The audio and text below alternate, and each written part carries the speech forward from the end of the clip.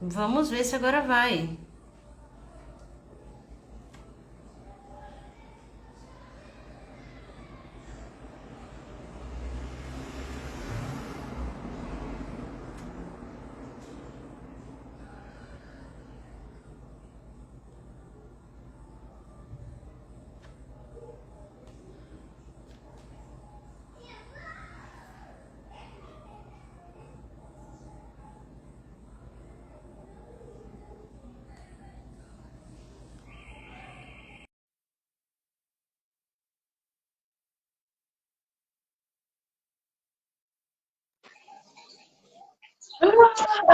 Foi. Boa noite, gente. Agora veio. Agora vai, né? Pronto. Por isso que a gente fuma. Exatamente. E aí? Todo mundo já conhece o Claudio, né? Então, dispensa apresentações. Vamos já entrar nas perguntas. Depois, se vocês tiverem perguntas, vocês vão mandando que eu vou anotar para a gente ir para o final. Tá bom. Cláudio, começando das perguntinhas, fale para mim sobre as manifestações arquetípicas da arte, como elas se manifestam e como é esse processo ao longo da história da psicologia. Vamos lá. Manifestações arquetípicas da arte. Vamos lá. Assim, primeiro a gente tem que entender o que é arquétipo, né? Que são aquela construção estrutural que existe dentro da psique, onde a gente vai tendo complexos hidroafetivos que vão se constelando em torno do tema. Vamos dar um exemplo. O tema pai, o tema mãe, são coisas inerentes a todos os seres humanos, esses são os arquétipos, né? E aí tem também o arquétipo do herói, porque toda pessoa pode ser um herói ou um vilão. O vilão também é um arquétipo, né? A gente tem que procurar entender o arquétipo nesse sentido. Nas manifestações da arte, o que vai acontecer? Algumas pessoas, alguns artistas, eles conseguem alcançar essa camada. Às vezes, sabe quando a pessoa faz aquela música e ela alcança uma camada coletiva que todo mundo se identifica? Não estou falando de propaganda que faz todo mundo uma lavagem cerebral, não é disso. Eu estou falando daquela música que ela se torna meio atemporal, né? Porque ela consegue atingir essa camada arquetípica individual do artista que está se propondo e atinge essa camada coletiva de identificação, porque é algo que existe para todos ali, né? Aqueles sentimentos, aquela manifestação artística. Com pinturas também, às vezes as pinturas, elas também têm essa característica, né?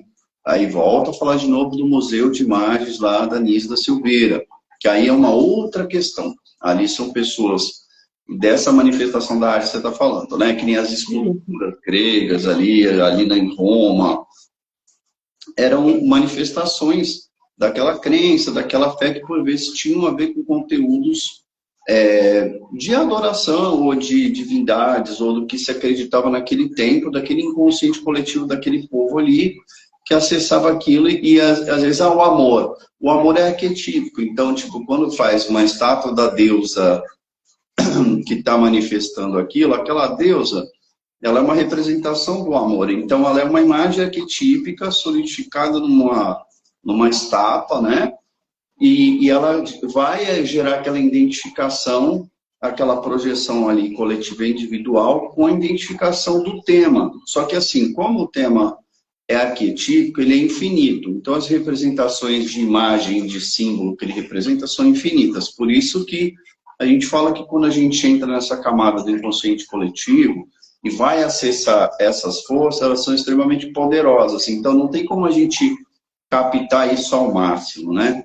Então, assim, aí vai acontecer na arte, em que sentido? Na música, vai atingir a pintura, vai atingir esculturas, vai atingir tudo isso, porque são manifestações projetivas do ser humano, dos seus sentimentos, e por vezes sentimentos são sentimentos que atingem essa totalidade, essa igualdade perante. Se for olhar que nem no caso lá da Anise, dos esquizofrênicos, eles entravam em contato com conteúdos de conteúdo arquetípico, coletivo, vamos supor, o mito de Mitra, que era uma adoração mitraica.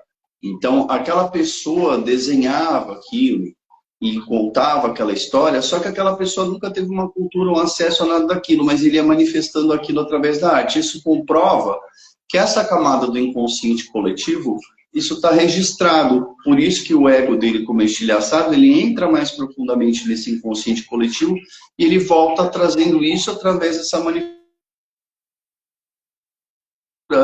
as histórias, né? Cláudio, os desenhos de tarô, né, que a gente vê ali o que a Pamela desenvolveu junto com White e as outras cartas que vêm vindo em sequência disso, isso também são manifestações arquetípicas da arte e até onde o tarô manifesta uma imagem arquetípica ou não? Boa pergunta. O tarô tem os arquétipos. A morte é um arquétipo, a jornada do herói é um arquétipo, a casa do carro, da temperatura, todos são arquétipos, porque são manifestações inerentes que todos os seres humanos têm a possibilidade de passar e ter isso existe, né? O que acontece? Quando vai se montar um tarô, quando foi aqueles mais primitivos, que nem tinham desenhos tão específicos, o simbolismo dele era muito mais simples, né? Era jogado com os números e ali o naipe de ouros, o naipe, né? Aí alguns outros também ali no primitivo do tarô, eles também colocam algumas imagens já, porque já era uma captação instintiva, né, intuitiva de quem estava mexendo com aquilo, e naturalmente ele foi colocando aquilo na intuição dele.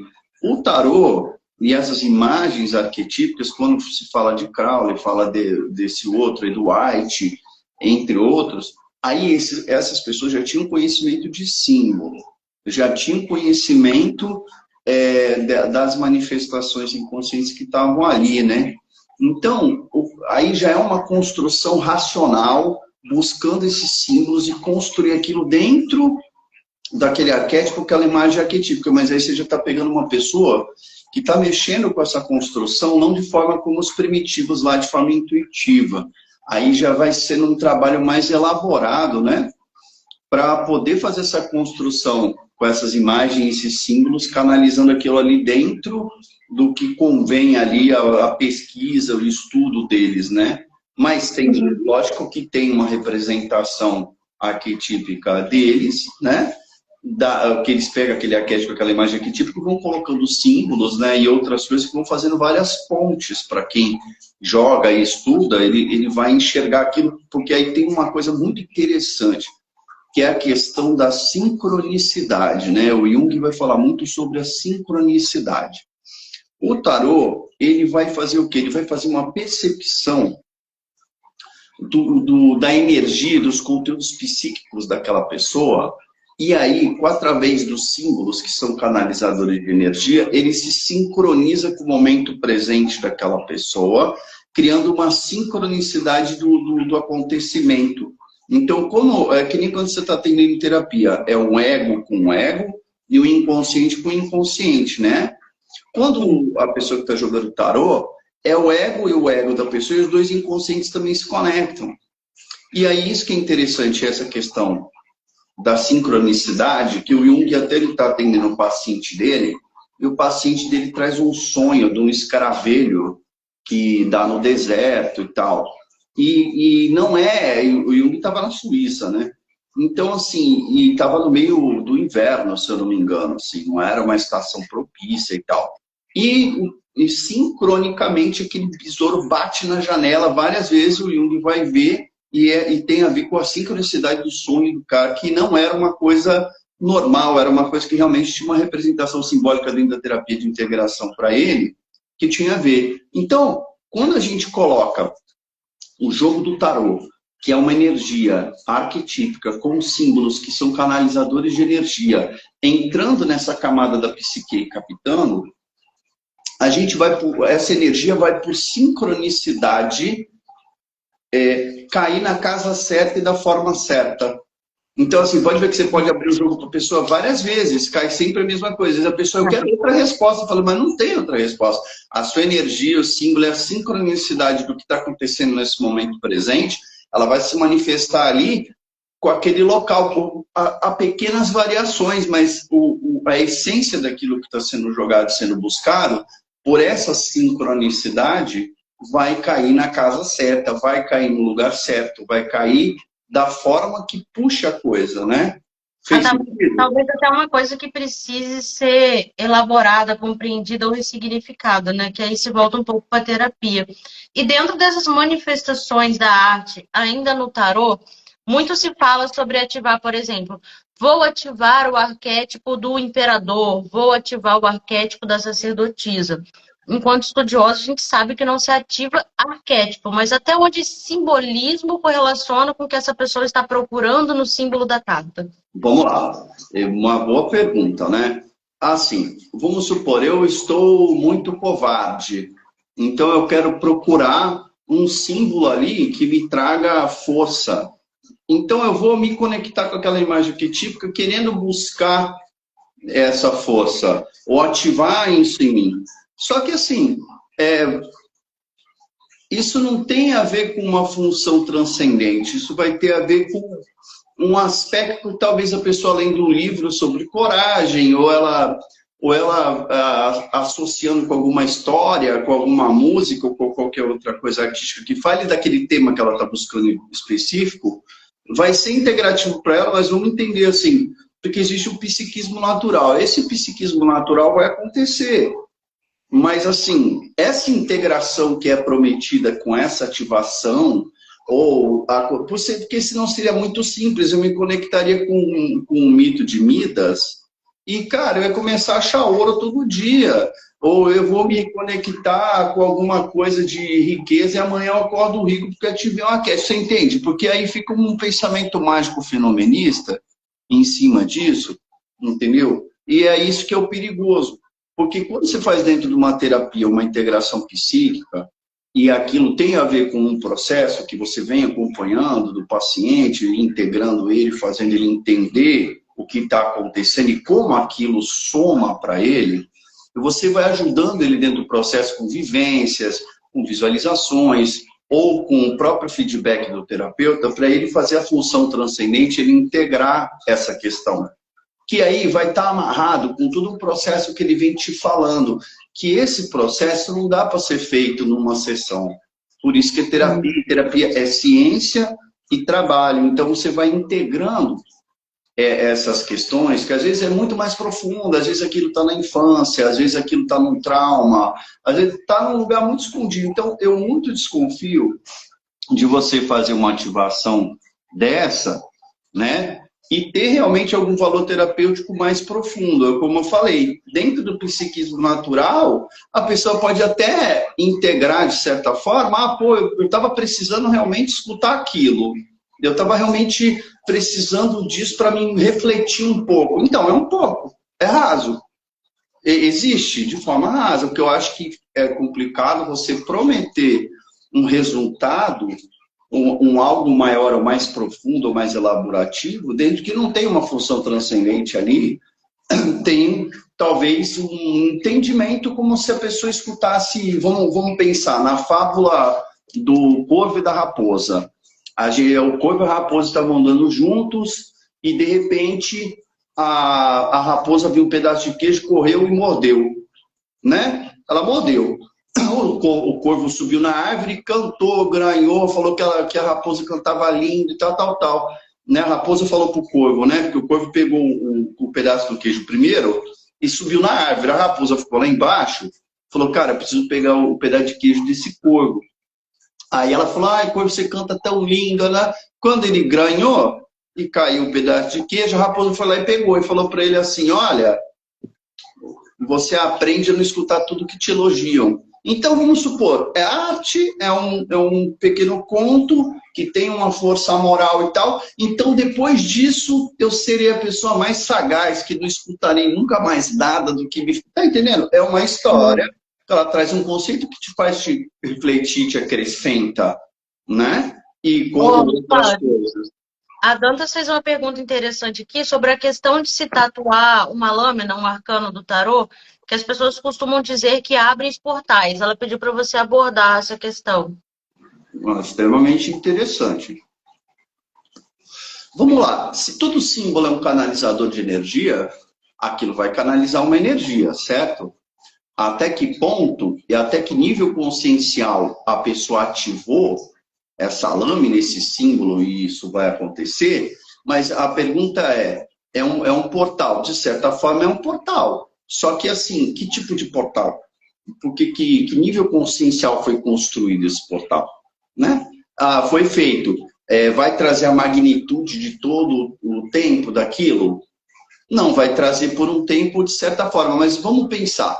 Imagina que você coloca um aspecto de morte, que traz finalização, transformador e tal. Pô, vai te acompanhar o resto da vida? Vai, mas pô, será que todo o tempo aquilo vibrando todo o tempo vai te fazer bem? Sim.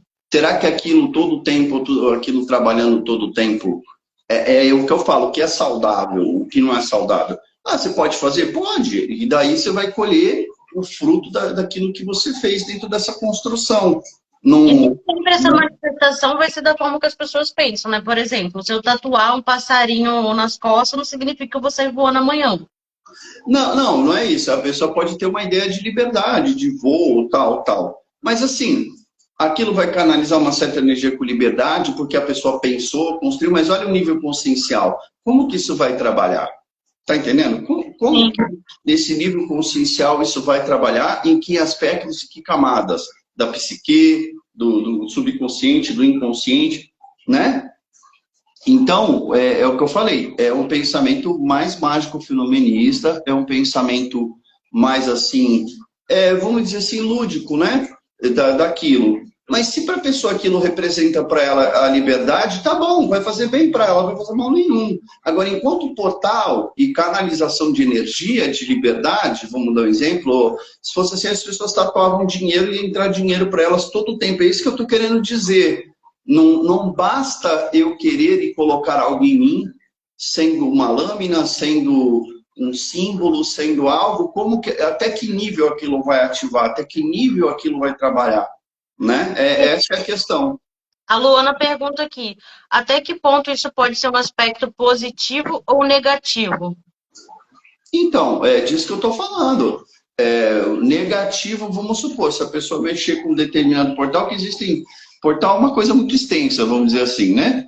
É um símbolo, é uma canalização de energia. Se você tiver o controle, o nível consciencial para abrir e fechar o portal, para ativar e desativar, para usar quando fosse necessário, vamos brincar lá que nem o Constantine que junta os dois negócios aí, abre o portal na hora que ele quer, vamos dizer assim, é um filme, né? Então, assim, o que vai acontecer? É mais ou menos isso. Quando abre, você imagina ele ficar com aquele portal aberto o tempo inteiro, entendeu? Seria a mesma coisa a pessoa se identificar ali, achei o sigilo de Andras tão bonitinho, deixa eu desenhar ele aqui no meu peito. Então, aí já é uma outra questão muito mais profunda, porque vai puxar toda uma energia e tal, e a pessoa vai ter que lidar com aquilo constantemente todo o tempo, e será que ela vai conseguir fechar isso ou não? Quando que é positivo, quando que é negativo, né? Você tem que ter um nível consciencial para abrir e fechar aquilo, ou ter autorização para mexer com determinadas forças ou determinadas energias, para que aquilo não venha te prejudicar, ou a sobrecarga daquela energia não venha te prejudicar. Seja uma coisa saudável, seja uma coisa construtiva, né? A ideia é essa. Entrando na questão da compreensão real da sombra. Hoje no modernismo muito se fala, né? Principalmente no modernismo da bruxaria. Você precisa entrar em contato com a sombra, você precisa passar no processo sombrio. Para a gente que é telemita, fala-se muito ali do abismo de Chorozon, a travessia que você precisa fazer. Mas o que é de fato a sombra dentro das questões psicológicas? Vamos lá. Dentro da psicologia, sombra é um conceito um pouquinho diferente, né? A sombra, elas são conteúdos reprimidos do ego que vão a nível subconsciente e inconsciente. Você vai reprimindo aquilo, é algo que você não entra na função transcendente, ou seja, você não está integrando aquele oposto, você não está integrando e compreendendo como aquilo funciona, né? Então, vamos pegar assim, vamos pegar primeiro ali, vamos pegar na Índia, porque assim, Blavatsky, Crowley, todos os ocultistas antigos, todo mundo foi beber lá na Índia, né? Por que foi beber na Índia? Porque o conceito de sombra da Índia tem muito a ver com a Anantashesha. O que é a questão da Anantashesha? O Anantashesha é quando as cobras, os nagas, quando você vê aquela imagem de Buda de Anantashesha, ele tem várias cobras protegendo ele, porque ele alcançou a iluminação e as cobras estão protegendo ele. O que simboliza essas cobras ali? Elas vão simbolizar essa sombra lá atrás que vem da religiosidade ali, que vai ser o quê? O egoísmo, a ilusão, né? Os 7 pecados capitais aí, as coisas que o ego precisava, uma pessoa egoísta, uma pessoa gananciosa, uma pessoa promíscua, essas questões para o cara que queria alcançar a moksha, a libertação, quando ele alcançava a iluminação sobre todas as questões materiais, pela iluminação dele, alcançava a libertação do mundo material, por isso que tem o Buda de Anantashesha, tem o Ganesha, tem um monte de Anantashesha. O Anantashesha é essa busca da libertação. Então, esse conteúdo sombrio lá atrás, ele vem de você, o mago tem que ter autocontrole. Então, imagina um mago que está na busca de poder, ele mesmo se achando Deus ou bruxo, achando que ele é a última bolacha do pacote, com tudo que ele faz, ele realiza, ele conquista. Não está um pouco fora da realidade? Não está um pouco fora de limite? Então, essa sombra, quando ele, Blavatsky, lá em 1800, 1940 e pouco, é muito distante da sombra moderna que vem depois, dentro da bruxaria, dentro da questão da Wicca, dentro dessas questões. Você precisa lidar com a sua sombra, você precisa lidar com seus conteúdos ali negativos, vamos dizer assim. Na psicologia, esses conteúdos são reprimidos e você não tem que... Eu lembro até uma vez que teve um local que eu fui que a pessoa falava, não, você tem que destruir o seu ego. E eu, depois da questão, eu fui lá abordar a pessoa e falei, olha, como é que você vai destruir o seu ego se você ser um esquizofrênico, que eu não sei, né? Aí a pessoa, eu fui ver a tradução, era uma tradução errada, que era você destruir o seu egoísmo, não o seu ego. O seu ego é necessário para você estar no mundo concreto e viver e tal. Só que essas questões de complexo humana e de inflação de ego e de energia que sobrecarrega a psique quando se lida com esses conteúdos arquetípicos, com essas imagens de divindade ou de daimon ou do que você estiver cultuando, você tem que compreender as polaridades positivas e negativas de tudo isso e integrar em você no teu mundo. Existe uma camada coletiva que isso está instaurado, e existe isso dentro de você, no seu mundo interno, na sua psique, no seu mundo psíquico. Então, quando a gente vai falar disso, de sombra, a gente está, na psicologia de Jung, a gente vai estar falando de conteúdo reprimido de ego. Vamos supor, uma pessoa que teve um pai, vamos falar de agressividade, uma pessoa que foi muito agredida na vida, ou ela foi muito condicionada não, você não pode brigar com seu amiguinho, você não pode, aquela criança foi sendo tolhida para ela não saber lidar com a agressividade dela, que todo tipo de agressividade é má. Então, ela não sabe quando usar a agressividade de forma correta e equilibrada. Ela viu aquilo como algo nefasto, porque foi ensinado, educado e suprimido. Então, ela reprimiu aquilo, foi lá para o inconsciente dela. Então, é uma pessoa que vai engolindo, uma hora ela explode, porque ela não soube lidar com aquela agressividade que aquilo não foi trabalhado nela. Às vezes, em terapia, você tem que trabalhar com pessoas que elas precisam integrar essa agressividade e ver o lado positivo da agressividade quando ele é necessário. Faz sentido? Então, sombra é sempre esses conteúdos reprimidos, mal trabalhados, ou que você nega, né? A pessoa está, às vezes, ali muito embalada, muito emocionada, tá? Com essa manifestação de complexo humana, né? De que você acha que o seu ego é capaz de tudo, né? Se pegar até aquela questão do demiurgo ali, a gente vê a questão do demiurgo, o ego, com inflação de ego e complexo de humano inflado, seria um demiurgo perante o inconsciente que é o todo. Então, sim, o demiurgo, ele acha que ele é o todo, que ele construiu tudo, ele lá, mas ele é o ego, ele não é o todo, entendeu? Ele não consegue tudo, ele consegue porque o ego foi feito dentro com as suas limitações, suas ações com limites. Então, quando o complexo humano invade, a pessoa realmente perde essa sensação de limite. Que pode ser com poder, pode ser com uma série de coisas que são reprimidas, a pessoa não sabe lidar ou fazer a função transcendente para estar integrando essas polaridades e compreender quantas pessoas você pega uma divindade que ele não consegue ver o positivo e negativo da divindade. Sim. Então ele tem que conseguir ver o positivo e negativo nele dentro das situações, né? E quanto qual o risco, então, quando uma pessoa, vamos pegar aí um neófito que está no início da caminhada, da jornada mágica, de se desenvolvendo, e ele vai chegar um tempo desse desenvolvimento que vai vir essa questão para ele. Você precisa confrontar a tua sombra. E simplesmente joga no colo dele ali para ele trabalhar tudo que é sombrio dele. Na maioria das vezes a gente sabe que sem estrutura.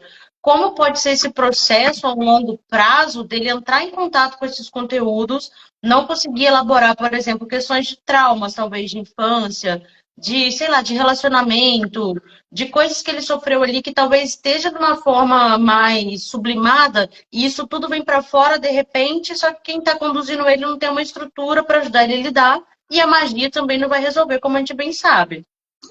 Vamos lá. Essa questão é uma questão assim.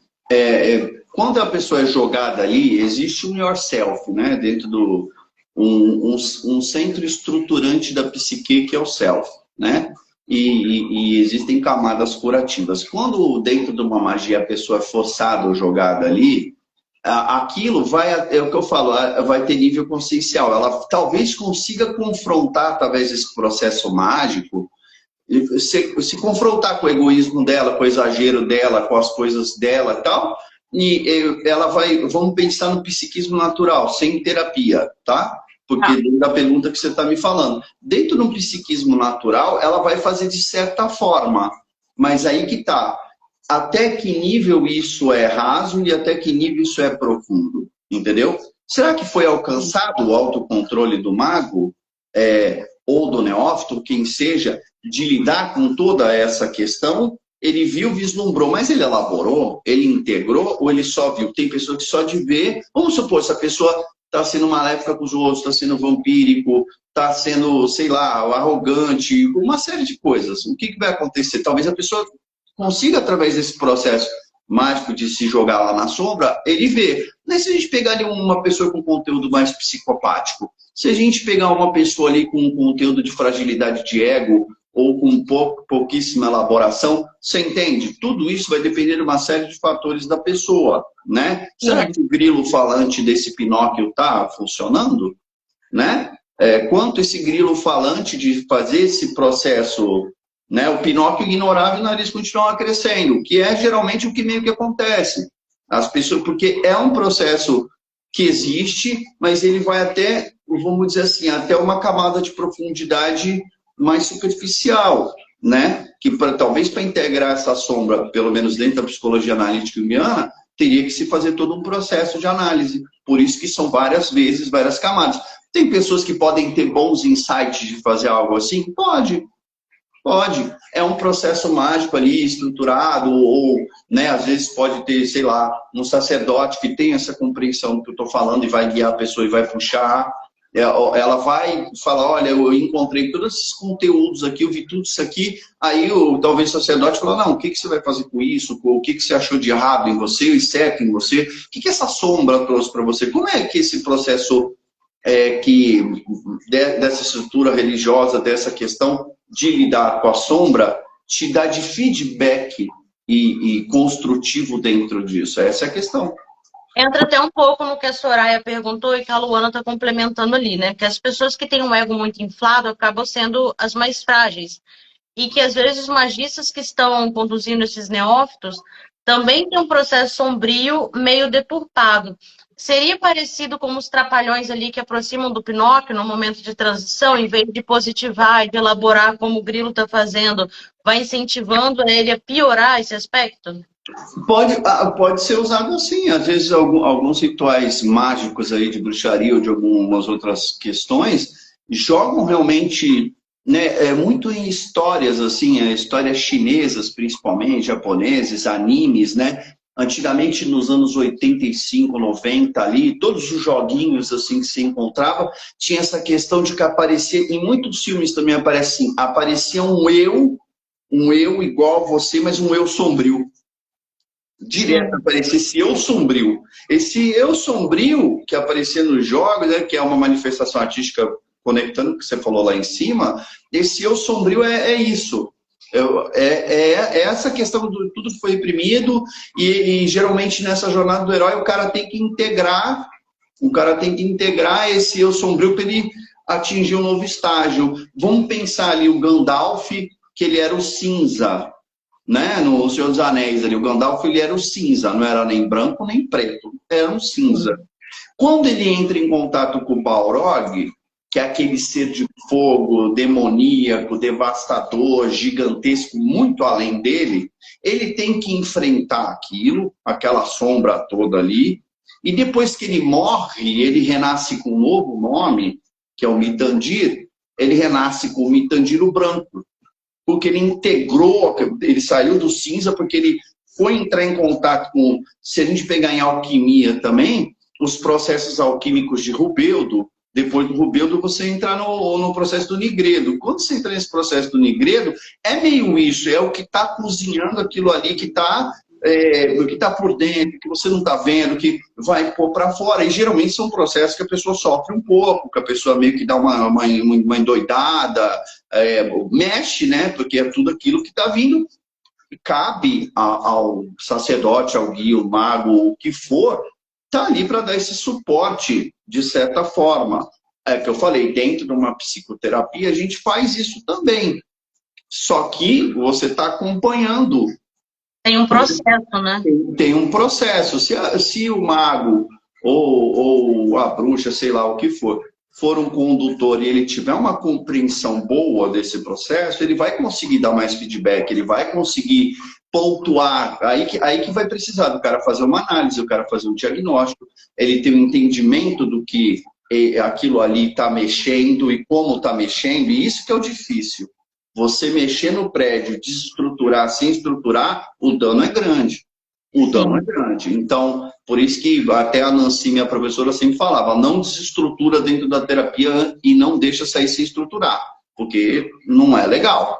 A pessoa sofre. Então, você tem que mexer em determinados pontos e estar ali já dando suporte para integrar, porque se você, às vezes, mexe com uma pessoa na sessão e ela sai desgovernada com o que você mexeu, então você não pode. Tanto é que às vezes a sessão passa um pouco. Ali no finzinho da sessão, a pessoa traz um negócio monstruoso ali e solta aquela bomba. Então você tem que ficar ali, você tem que trabalhar mais. Às vezes passa 15 minutos, 20 minutos que você tem que dar uma estruturada para que aquilo não saia com esse nigredo borbulhante e a pessoa vai sofrer uma semana até voltar. Ou ela vai elaborando? Ela vai morrer? Não. Mas ela vai sofrer, talvez os processos sejam muito mais sofridos e desgastantes. Por vezes as pessoas se decepcionam com algumas coisas religiosas, com algumas coisas disso, porque até mesmo o próprio condutor, o próprio sacerdote, alguém não tem uma preparação para lidar com isso. E parece que é um ciclo que vai se repetindo, um vai empurrando para o outro. Sim, entendeu? verdade. Deixa eu fazer uma pergunta capciosa. Vamos.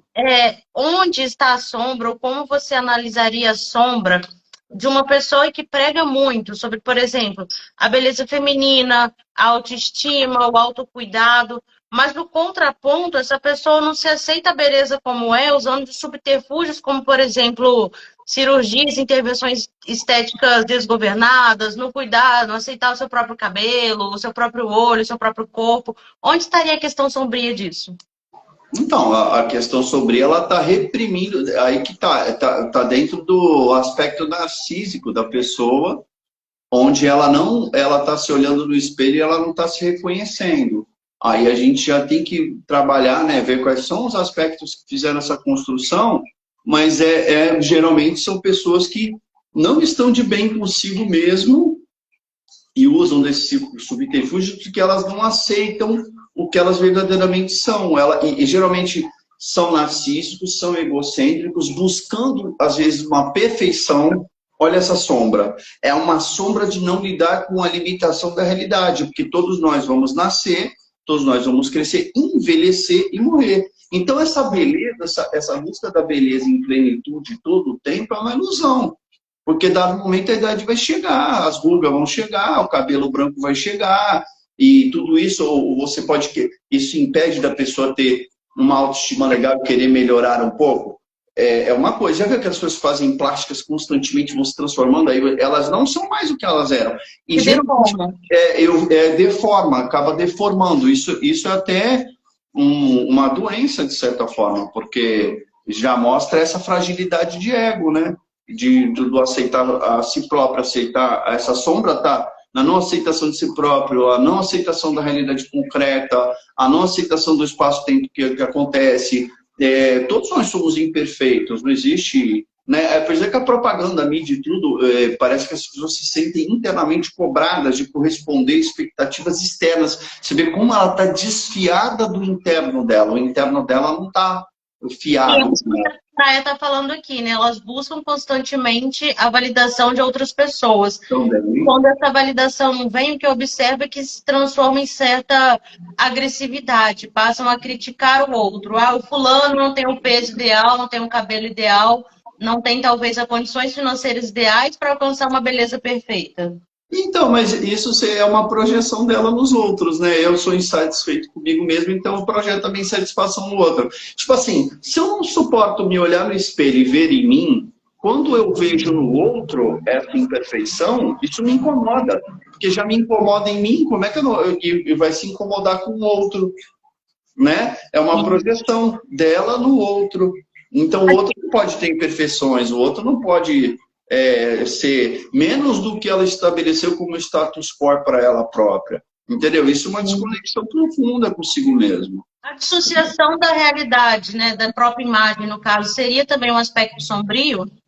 Com certeza, com certeza.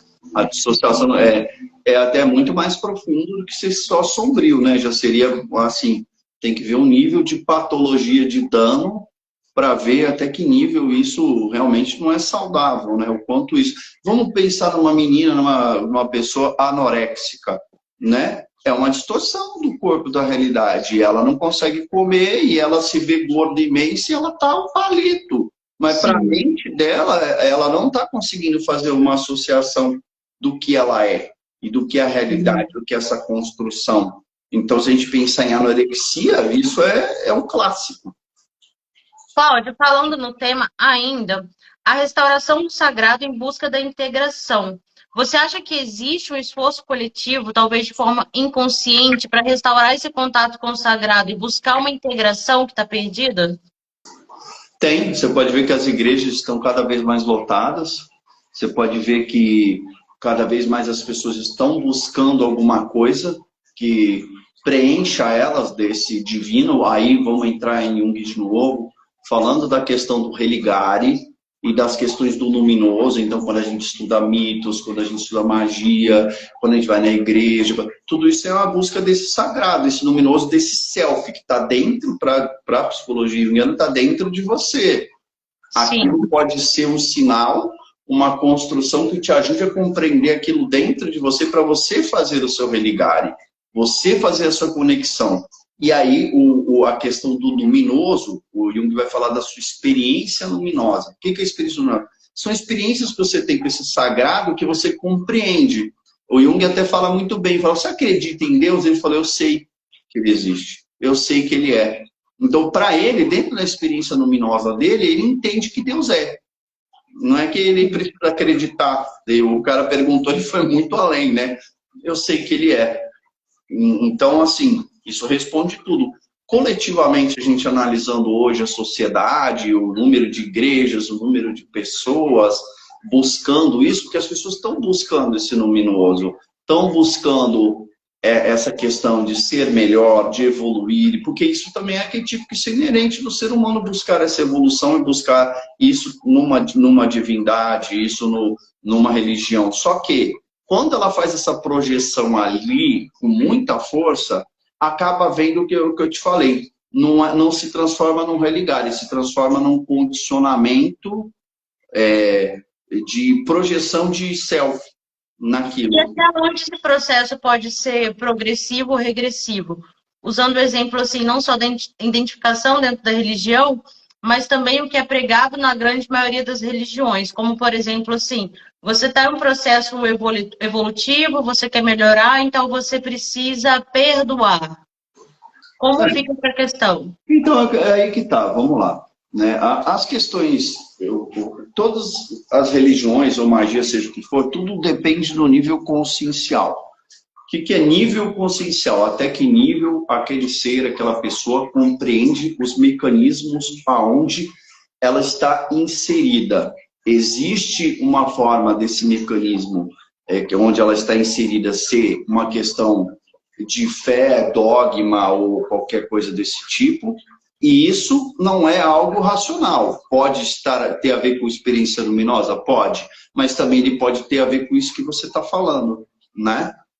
Tem muito mais a ver com uma questão dogmática ou imposta para que a pessoa... o perdão, então. Se você pegar uma egrégora de determinadas religiões, o perdão ele é todo o tempo, para tudo e para todos, e naquela base religiosa, aquilo é visto como algo que você deve praticá-lo independente do que aconteça com você. Isso pode acabar se tornando sombrio. Por quê? Porque você não... Lembra da agressividade? Isso é uma repressão de agressividade, isso é uma repressão de liberdade, olha, então se você estiver dentro desse campo, dessa egrégora, desses seres e dessas pessoas que todos acreditam dessa forma, vai ser muito complicado você buscar um meio termo aí, fazer uma função integrativa, isso pode realmente fazer muito mal. Pode ser aquela hora que a pessoa, se ela não explode para fora, ela implode. Sim. Então, quando ela implode? Quando ela somatiza no corpo dela.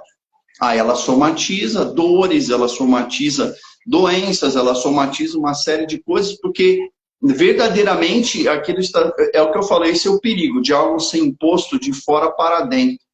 E não está havendo uma integração de como aquilo é para a pessoa. Vou supor, dentro de uma terapia você pontua aquilo e trabalha essa questão com a pessoa. Ali não, vai vir algo externo e fala, você deve agir assim. Você entende a diferença? É quase imposto, né? É uma coisa, é uma ordem que está escrita e inscrita e subentendida, implícita ali, que vai te fazer agir daqui conforme aquilo ali está estabelecido. E se você não age conforme aquilo que está estabelecido, você não faz parte. Aí vai entrar questões de pecado, vai entrar uma série de outras questões. Isso também pode estar em qualquer religião. Porque todas as religiões têm suas regras, seus dogmas, né? A questão do livre pensamento não é muito bem vista em alguns lugares, porque a pessoa pensar, às vezes, as pessoas que estão ali nem sabem dar a resposta. Se você pensar demais, fazer perguntas demais, incomoda, porque aquelas pessoas elas não estão acostumadas com pensamentos livres, né? Elas querem que você siga a programação, para não dar problema em trabalho. O questionador ali não é visto com os olhos. Isso vai entrar um pouco nas questões que as meninas estão perguntando, que faz sentido e dá para amarrar todas as perguntas. Primeira coisa, a constelação familiar, que amarra um pouco aqui que a Lu falou, né? A que ponto usam essa questão do perdão para gerar culpa nas pessoas de uma forma de manipulação, que podem causar adoecimento? E também na questão que a Soraya traz, que no caminho da mão esquerda pregam muito que é um processo de sofrimento. Tudo é muito sofrido e isso se volta muito parecido com as questões lá da constelação, que fala que a pessoa assim, você é culpada, você é responsável, você tem um laço, então por esse laço você também se torna responsável pela ação do outro, você tem uma parte de culpa na manifestação do outro que te causou mal. Então, aí já é algo muito mais profundo, muito mais assim, ao se observar com muito critério. Primeiro que constelação familiar não tem nada a ver com psicologia, deixo isso bem claro, porque não tem diagnóstico, não tem teste, não tem análise, tem ali o quê? É uma mistura de manifestação espírita aos meus olhos, ou uma manifestação psíquica, que está sobre a pessoa de alguma forma, o estuprador, então você teve culpa, a gente ali fica um pouco dissociativo de quem é a responsabilidade do quê, que é disso que a gente está falando, né? Então, cada um é responsável pelos seus atos, pelas suas ações e reações, né? Na constelação, tenta-se trazer um confronto disso, né? E as pessoas, não, você também é culpado, não. não tem uma lógica racional, é meio dogmático do que eles acreditam, porque eles acreditam em questões karmáticas, eles acreditam em questões de uma forma deles lá, não julgando, mas analisando, que seria uma questão karmática que você traz, ou um aspecto seu puxou aquilo para você porque você precisava ou merecia, que eu acho uma distorção da realidade para se comprovar uma teoria do que se acredita. Você entende? Então, assim, as pessoas querem acreditar que isso funciona dessa forma, e aí elas vão imprimir isso sobre outras, entendeu? Independente da realidade que se mostre, né? Posso só fazer uma pontuação, gente? Para quem não sabe, o Bert, o fundador da constelação familiar, ele foi criado num mosteiro, se eu não me engano. Enfim, estudou lá para ser padre. E aí ele foi uma missão para a África, onde ele absorveu 1001 conteúdos da teologia africana de diversos povos, tá? Lembrando que a África é um continente. Então ele absorve ali aquela mistureba de conteúdo. Quando ele vai para a Europa, vai para os Estados Unidos, ele aprende um pouco sobre psicanálise, ele tem um pouco de contato com psicologia analítica, e aí ele se envolve com a primeira mulher, acho que envolve mesmo de relacionamento, e essa técnica que ele traz como constelação familiar já é algo que essa mulher já aplicava, ele só plagiou e renomeou e trouxe como uma abordagem de tratamento. É isso aí tudo. Aí tem, às vezes as pessoas vão lidar, porque quando a constelação entra no Brasil, muitos dos consteladores eram psicólogos. Então eles pegam uma estrutura de campo da psicologia e misturam com isso. Que eu acho assim que não é legal, porque são técnicas completamente diferentes. Tanto é que o Conselho de Psicologia, ele rejeitou completamente, porque é uma técnica completamente há diversas estruturas psicológicas, não tem nada de científico ali, é muito mais dogmático. É o que eu falei, quando vem uma técnica dessa dogmática, é diferente, né, do que a gente está habituado a ver. E para mim, pessoalmente, na minha opinião pessoal, vai contra uma realidade concisa de qualquer coisa que seja racional e lúcida dentro do que está sendo feito. Para mim, dentro da minha análise. Psicólogos que dizem trabalhar com constelação pega bastante do psicodramatismo, né? Então, psicodrama já é uma outra coisa, né? O psicodrama é você interpretar, vamos supor, a gente está num grupo ali, já trabalhei com psicodrama, você está num grupo ali e vamos supor, a pessoa tem uma característica, e você pede para alguém do grupo imitar aquela pessoa para que ela possa se ver no espelho, para que ela possa perceber algumas atitudes dela, tal. Isso tem um efeito psicológico da pessoa se próprio trabalhar a sua autoimagem, como ela está se manifestando, como as pessoas veem ela, tem uma série de coisas.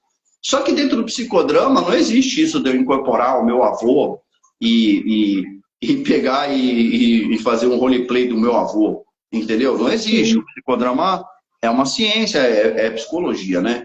Então, assim, é completamente diferente a abordagem, porque aí eles misturam um pouco de psicodrama, um pouco dessa questão espiritual karmática, eles misturam uma série de coisas ali. Isso que eu acho muito perigoso. Essa salada de coisas ali, mas aí, resumindo, psicologia é psicologia, psicodrama que é psicologia, e essa questão da constelação familiar é uma outra coisa ainda. Completamente paralelos entre si, né? É uma outra coisa ainda. Tá, deixa eu ver aqui perguntinhas. Deixa eu subir porque eu já perdi, que eu não anotei. Tá bom. Sem pressa. Perdão, bababá. Não, já anotei sim. Não, a Isadora está comentando aqui, né, que consteladores costumam dar diagnóstico. Não são consteladores, tá, gente? Já vi muita gente de terapias aí aleatória dando diagnóstico. Isso é seríssimo. É seríssimo, porque eu tava com uma supervisão da minha, ela trouxe um menino para vocês verem como isso é perigoso, né? Tá na moda agora, todas as crianças são autistas nível 1 e TDAH, né? Aí pegou uma criança, que é uma criança agitada, tem um histórico familiar ali que os pais batem muito nela, é uma criança bem agitada e tem um ambiente familiar extremamente agitado. Quando essa criança chega para ser analisada por essa psicóloga, né? Eles querem um laudo rápido. E todos eles, ela tem TH e autismo nível 1, né?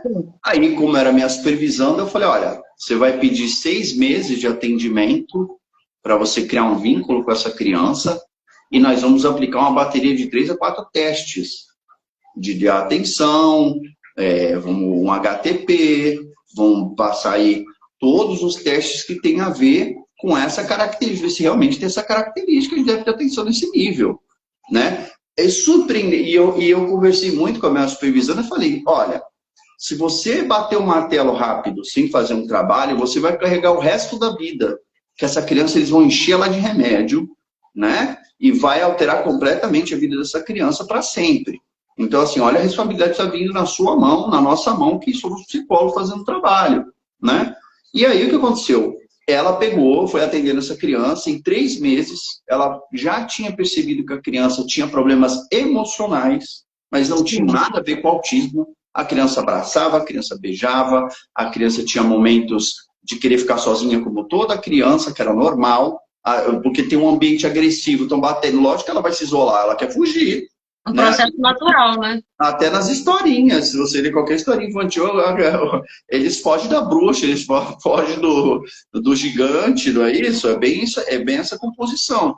Então, o que acontece? Quando ela pega e aplica os testes, depois de 3 meses, e ela realmente conclui, ela fala, não, essa criança não tem isso, você pode ir em qualquer outro lugar, pelos testes e pelo laudo que eu vou dar, e eles estavam, a escola, a diretora e os pais estavam forçando esse laudo para ser tendencioso para o que eles queriam, né? Se eles queriam dopar a criança para ela não dar trabalho é uma coisa. Exato. Agora, imagina você dar para uma criança, né? Aí estamos falando de diagnóstico, de verdade, né? Ah, não, eu fui lá, fiz uma entrevista rápida com o cara, não, ele disse que eu sou autista. Eu falei, peraí, mano, quantos testes ele te aplicou? Quanto tempo de atendimento ele fez? Nossa, em 2 sessões agora tá... Por quê? Porque a indústria está vendendo remédio. A indústria está vendendo remédio para isso. Antes era o Vivance, agora é esse, é o outro. Entendeu? Eu acho assim, são pessoas, são seres humanos, principalmente criança ou qualquer outra pessoa. Medicação é legal, sou super a favor dos psiquiatras, sou super a favor de medicação. Quando se faz necessário, muitos dos clientes que eu atendo tomam medicação. Só que tem que ter um acompanhamento coerente, não é? E principalmente pessoas ou crianças que estão sendo diagnosticadas assim, agora tudo é TDAH. Tudo, aí, pô, toma uma cetralina e toma um Vivance e acha que tá ótimo. Pô, isso aí é camuflagem química, entendeu? E Não é o meu trabalho. Essa regulação pode ser muito pior, né? Que vai deteriorando outras partes também, além do sistema biológico, vai afetar o fígado, o estômago e por aí vai. A nível neurológico, ritmia cerebral, uma série de danos, né? Aí é que eu falo, eu tenho muitos pacientes que tomam remédio e tem psiquiatras maravilhosos que atendem muito bem, que conseguem fazer bem o diagnóstico, que conversam com a gente, psicólogo, pergunta, pede laudo da gente, pede diagnóstico para quê? Para fechar o mais seguro possível, para que não haja dano, porque tomar remédio não é brincadeira, principalmente remédio psiquiátrico, né? Sim. Cláudio, tema psiquiátrico. Os fenômenos místicos paranormais presentes nas expressões simbólicas podem revelar uma psique coletiva em desequilíbrio ou colapso? Nossa. Por exemplo, vamos falar assim do Jung lá, as coisas vistas no céu, quando todo mundo começa a histeria coletiva, editando muita coisa, e o mundo vai acabar e papapá. Como que isso se manifesta no coletivo moderno de agora?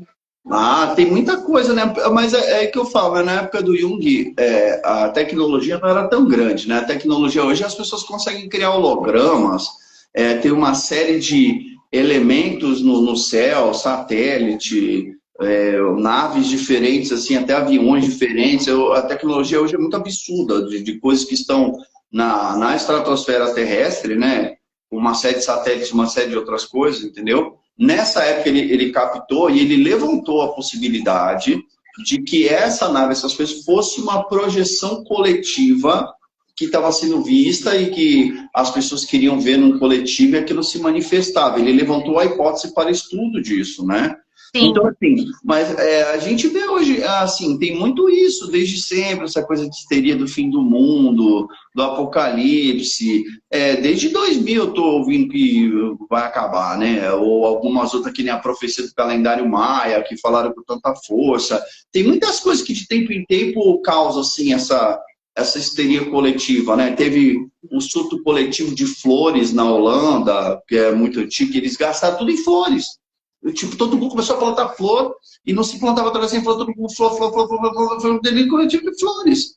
Olha isso, E entendeu? quantas manifestações podem afetar, no caso assim, o coletivo que está assistindo? Vou dar um exemplo. Suponhamos que uma pessoa está ali e de repente ela diz para um público grande que recebeu uma manifestação, ou Hum. recebeu um aviso, uma orientação, que o mundo vai acabar, ou que vai ter um dano financeiro muito grande. Aí essa pessoa usa de algum subterfúgio, por exemplo. Ah, a lâmpada piscou, então confirmou o sinal. Eu abri meu oráculo, isso confirmou o sinal, isso realmente vai acontecer. Isso pode estimular uma histeria coletiva nesse público?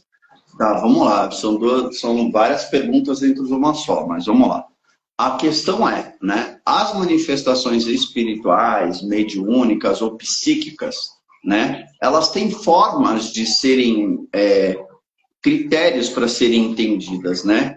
Vamos supor, se algo se manifesta ali para falar com você e não fala nada com nada, você já percebe que dentro daquela linha do que está sendo falado ou mostrado, o que te acrescenta, o que te constrói. O tarô, você está jogando.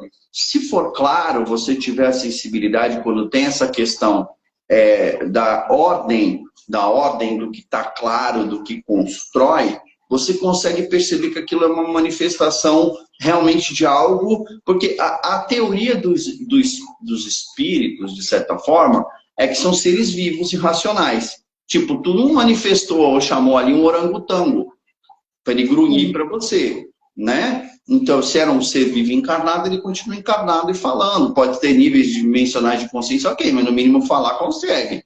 Ou dentro, vamos supor, se você for falar com uma pessoa inaculturada, ou uma pessoa agressiva, ou você não percebe de conversar com ela o que ela é? É a mesma coisa, esses contatos, né? Então, esses contatos têm que ter esse critério, principalmente o oraculista, o magista, o médium, o pastor, seja quem for, ele tem que estar muito conciso, integrado, para ele compreender quando é uma manifestação externa, realmente algo está acontecendo, ou não é uma projeção, não é uma fantasia, não é um delírio, tipo, a lâmpada piscou. Mas, pô, o que isso está falando? Não está falando nada.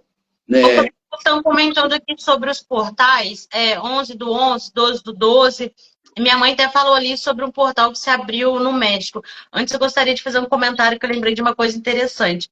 Quando eu viajei para Divino, acho que é Divino que chama onde minha avó morou, enfim, eu fui com uma prima minha para lá e fazia poucos dias assim que tinha tido uma manifestação maluca, que deu uma claridade no céu.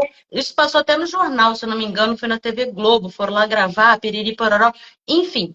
Abriu uma claridade no céu e, conforme o formato da nuvem lá estava, eles acharam que era uma manifestação de Nossa Senhora Aparecida. E depois falaram que tinha a ver com meteorologia e tal, tal, tal, tal, tal, tal, tal.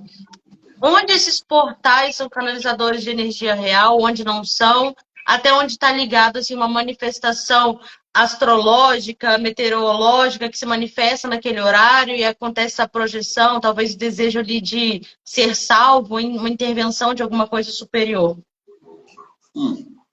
É o que eu falei, eles viram algo no céu ali, que foi, sei lá, um balão, sei lá o que apareceu, e eles acharam que era Nossa Senhora, né? Ou como aquela questão de que foi achada uma estátua lá no rio e achou que aquilo, pela sincronicidade, achou que era um milagre. Então a gente tem que compreender que a mente humana, e é o que eu falei, aquela fé, o que se acredita por dogma, por uma certa coisa, ou quando a pessoa está começando a mexer com magia, com alguma coisa, a pessoa começa a achar que tudo é aquilo. Ela tira os pés do chão da realidade, ela começa a achar que tudo é aquilo, tudo é manifestação daquilo. E às vezes é difícil realmente discernir o que é e o que não é. Mas quando é o que eu falei, quando a manifestação é clara e tem um propósito, né? É clara e tem um propósito, e você não tem dúvida qual é o propósito. Não é verdade? Ela perguntou aqui, até que ponto a histeria coletiva pode distorcer a forma que o indivíduo vê a si e a própria vida? Já foi até explicado, total. A histeria coletiva nada mais é que são pensamentos de um coletivo que influenciam outras pessoas, que acabam entrando, vamos supor, as pessoas, que esse negócio de fim do mundo. Eu vi já muitas pessoas ficarem deprimidas por pensarem constantemente nisso, de acharem o fim do mundo, ou acharem isso. Aí eu falei para elas, quando fui tratando, trabalhando elas, falei, tá, mas aconteceu não. Então você vai ficar esperando isso acontecer até quando? Quando acontecer, vai acontecer, não tem o que você fazer, porque sai do controle do que a pessoa tá, entra numa camada coletiva, ou de pensamentos coletivos, ou de ideias coletivas. Isso, pelo que eu percebi quando atendi, veio muitos clientes com problemas de depressão, com problemas de ansiedade, porque ficavam se preocupando com uma realidade, com uma ideia que pode vir a acontecer, mas que não tem nada de concreto para te provar. Ah, é uma questão de fé, então, é uma questão de fé. Não é uma questão concreta. Uma coisa que eu acho que aconteceu na sua época, que foi a passagem do cometa, sei lá o quê, e na minha época foi a chegada do ano 2000, que meu pai fez uma cena que ia virar o ano, ia acontecer, e bababá, e estávamos próximos do fim do mundo. Essa projeção que as pessoas têm, tipo, ah, chegou os anos 2000, vai acontecer algo fenomenal, ou o cometa passou, vai acontecer algo que vai transformar a história. Isso é uma busca coletiva de uma resolução para os próprios problemas? Ah, sim, vamos pensar, né? Todo final de ano é um tempo que se fecha um ciclo e se abre outro. E a pessoa tem uma série de expectativas para o próximo ano, não é isso? Ah, com o Cometa Halley, com o ano 2000. Sempre tem essas expectativas dessa virada e dessas questões todas. São expectativas, né? Que não condiz com uma realidade concreta. Você pode ter expectativas? Pode. Você pode acreditar, querer que melhore? Sim. Então, você entende? A pessoa pega aquele sentimento que ela tem e faz uma projeção total em cima daquilo, mas você percebe, sempre tem uma perda com a realidade. Sabe aquela questão expectativa e realidade? A expectativa é muito alta. E a realidade, quando não acontece, frustra muito a pessoa, porque ela tem uma expectativa muito alta. Então, essas projeções coletivas têm sempre muitas expectativas, mas que com fundamentações técnicas ou racionais não são muito racionais, são questões de fé, de crença, de expectativa, de coisas lúdicas até, talvez. Sim, então perguntando aqui acerca das ativações de números e frequências. Como isso pode influenciar a psique humana? Influencia, vamos lá, primeiro aspecto assim, vai influenciar quando você acredita, você canaliza, são símbolos ali, você canaliza uma intenção, uma vontade, algo com aquilo, que se soma com aquilo. Pode criar uma sincronicidade com aquilo? Pode, mas cai de novo parecido com a questão da ativação de arquétipo. Você pode ver que você pode colocar os números lá que eles falam. Eu lembro que uma vez eu fiz o teste para me divertir. A mulher falava que você colocava uma numeração no braço e que ia acontecer determinadas coisas. Eu fiz uma semana, não aconteceu nada. Vamos pensar até, eu respeito muito a astrologia, gosto muito, vai vir até o Leonardo Lemos aí, que é uma pessoa maravilhosa, e ele é um cara que, ele é um astrólogo maravilhoso.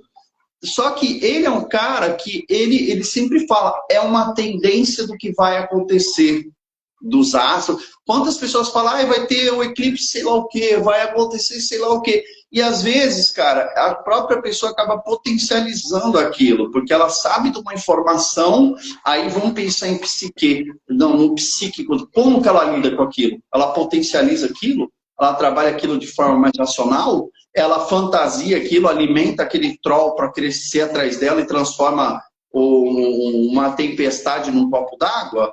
Entendeu? Sim, a mesma coisa que você colocaria, essa semana vai ter tal trânsito astrológico, tem uma tendência na segunda-feira a ocorrer briga. E você acordar e falar, nossa, é hoje que eu vou brigar com meu marido. Isso, aí você já, veja você falar, não, vou manter a calma, né, já que tem uma tendência, vou perceber se vem alguma coisa pro meu, porque às vezes, quem sabe, né, pelos teus astros, pelo isso, tem tanta coisa, né, tem astro quadrante, isso, aquilo, outro, tem, sei lá, centenas de astros ali, pô, vai que um te protege, não vai acontecer contigo, vai ver que a sincronia ali não é contigo.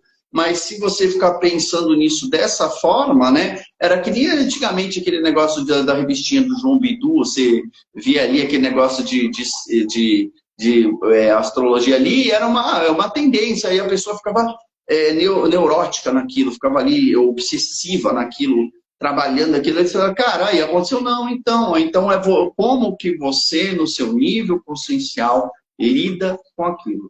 Sim, a Isa está até falando da questão da egrégora, né? A egrégora acaba vibrando de uma forma coletiva em relação a isso? E canaliza isso? Legal, uma pergunta muito boa. Vamos falar de egrégora, né? Egrégoras são um conjunto de pessoas com um agregamento de pensamentos, certo? Algumas egrégoras trabalham com simbologias e com imagens ou com algumas coisas.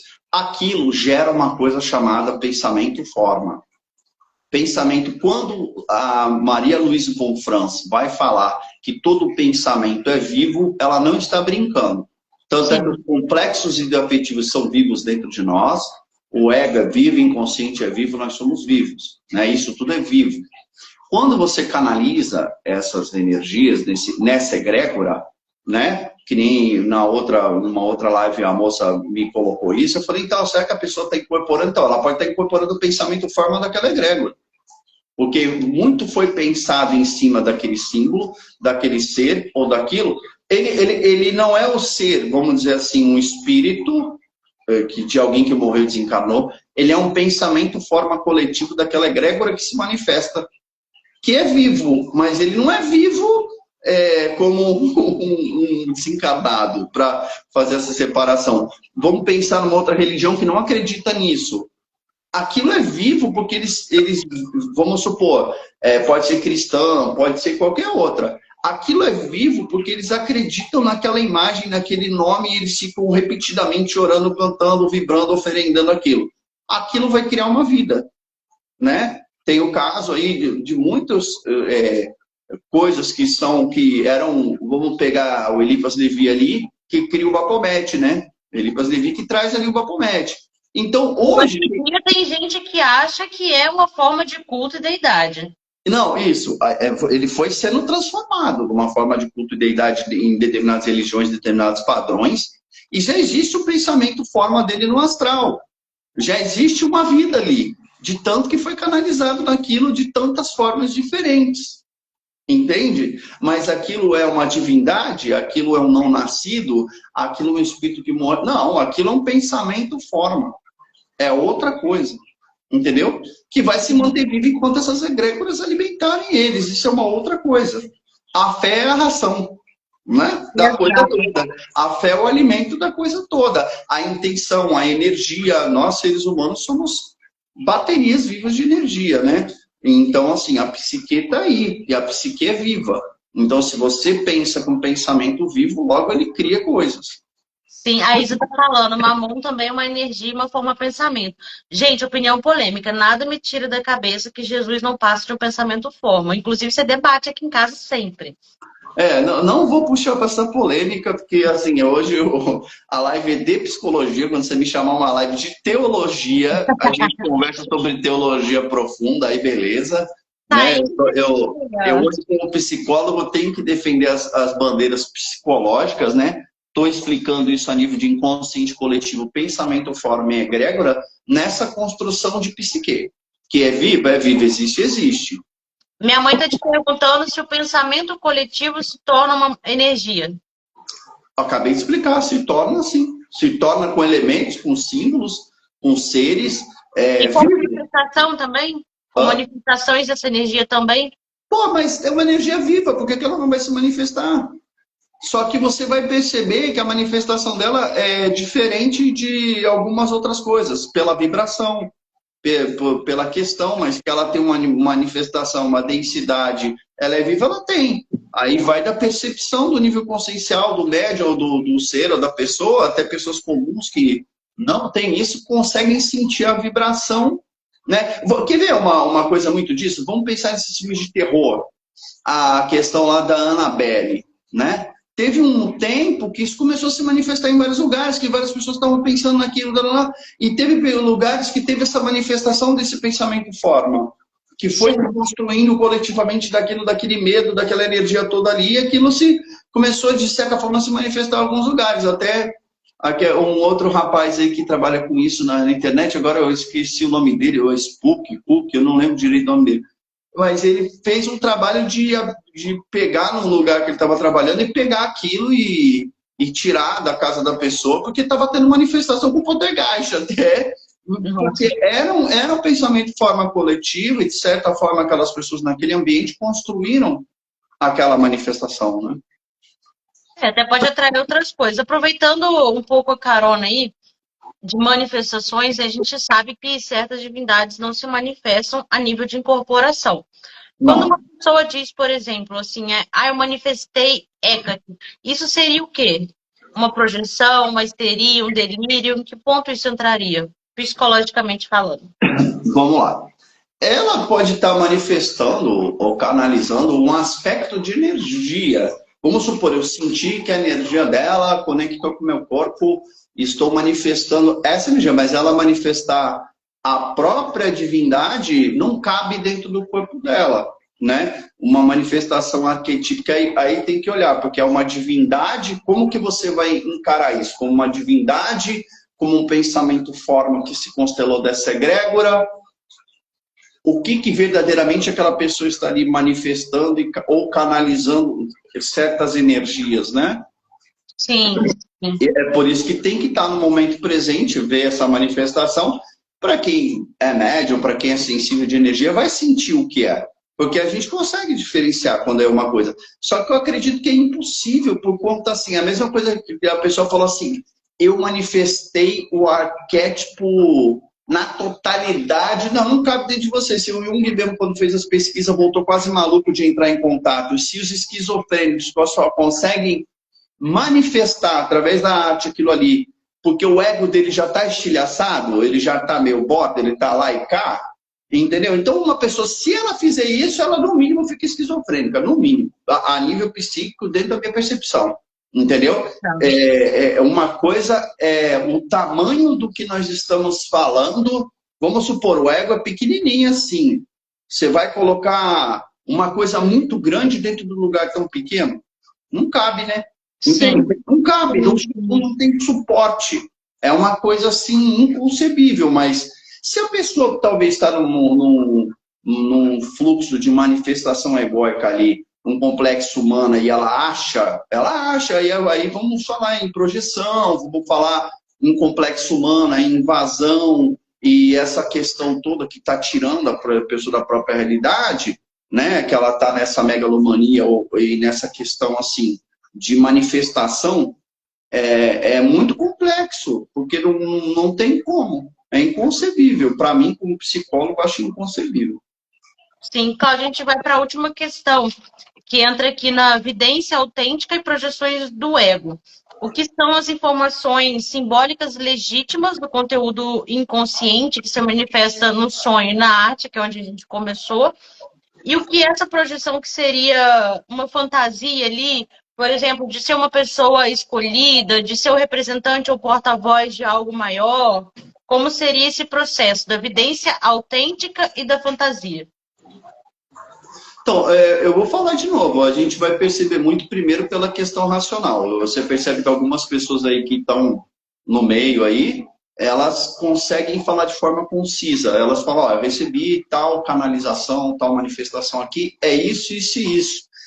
Você percebe quando a pessoa está muito deslumbrada, ela está vendo uma coisa muito, uma ômega do que é, ou está com uma expectativa muito alta daquilo, está vendo aquilo de uma forma muito grandiosa, você já percebe que é inflação. Você já percebe que é uma inflação de ego ali, um complexo humano inflado ali, com certeza.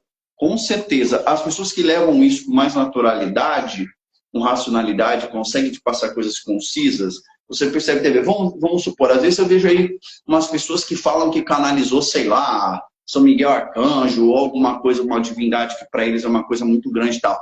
Quando você vai ver o conteúdo do que está falando, não tem lógica, não tem, é uma coisa assim meio fantasiosa, que não tem eira, não tem beira, não te falou e não disse nada, sabe assim? Ele falou, se você chamar para um debate for te responder, não consegue. Você entende? Sempre uma coisa lúdica, sempre uma coisa fantasiosa, sempre uma coisa fora do planeta, sempre uma coisa que nunca te responde nada adequadamente. É uma coisa que é muito fantasiosa. Bate muito naquilo que o Jung vai falar, né? Quando essa visão, essa coisa é autêntica, ele vê no externo, ele sabe que faz correlação no externo, mas que faz um sentido para ele. Ele não traz para dentro do eu sou aquilo que eu estou vendo. Exato, aí sim, porque a identificação do complexo humano é exatamente isso. É você ter uma super identificação e você achar que é a própria deusa. Eu Sim. sou a própria Deus, eu sou o escolhido, eu sou o super bruxo, super médium, eu sou o Omega Thunder do universo, agora não tem para mim, entendeu? É uma coisa meio assim. A experiência que você está falando, o Jung vai falar experiência luminosa. Você consegue ter discernimento do que você está vendo. Você consegue ter... Na yoga fala isso muito bem. Quando você está com uma fase conflitiva de uma série de coisas acontecendo. Se você olha aquilo e você ainda tem discernimento, que se aquilo é bom ou mal, aquilo está destrambelhado ou não, você ainda está lúcido. Quando aquilo te invadir de uma forma que tu não perceber, que você vai sendo arrastado por aquilo, isso é invasão de complexo humano, é um inflado e perda total com esse conceito do que é luminoso.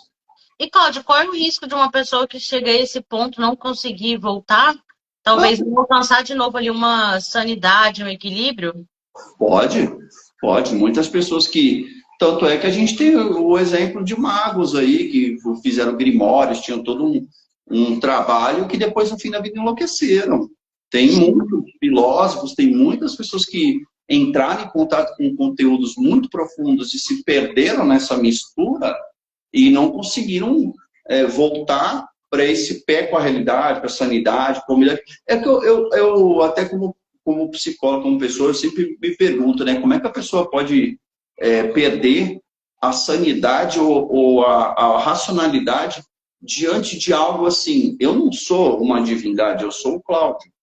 Entende? Quando você começa a achar que você é uma divindade, você percebe o nível de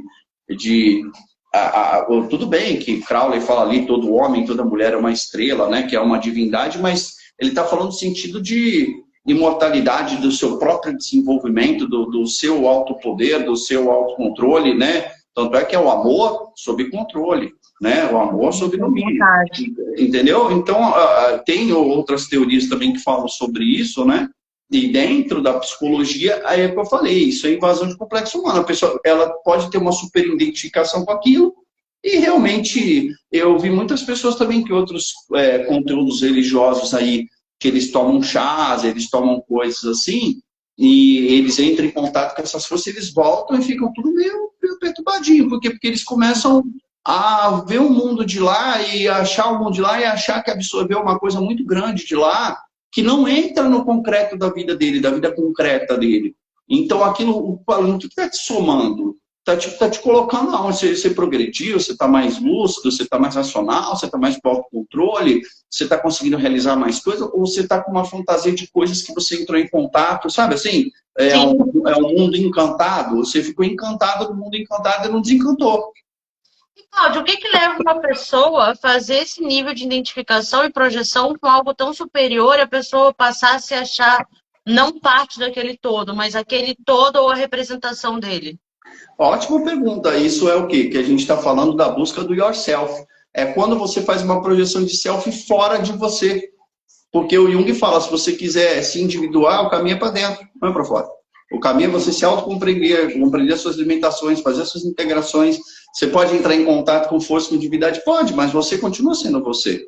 A sua evolução continua sendo sua. Essa superidentificação é uma projeção de self, e isso acaba você colocando o seu eu superior, o seu yourself, numa coisa fora de você. E aí você fica super identificado, como se fosse uma simbiose que você faz ali, e você fica com dificuldade de se conectar, né? E fala, não, peraí, eu sou só um ser humaninho aqui, estou aqui para me desenvolver e tal, né? A gente já conversou isso no particular, eu queria trazer para o público isso é interessante. Ainda dentro dessas projeções que as pessoas fazem de se acharem parte desse todo. Quando entra na questão ali das medicinas sagradas, como no caso da ayahuasca, por exemplo, como pode ser esse processo? Que geralmente é um processo assim, a pessoa vai entrar em contato, talvez vai ter uma peia ali, um descarrego, um alívio, mas tem gente que vai para o outro lado, que desassocia completamente. Tá, isso aí é muito complexo, porque assim, se a pessoa tiver uma predisposição esquizofrênica, tiver alguma outra predisposição, aquilo não vai ser muito legal para ela, não.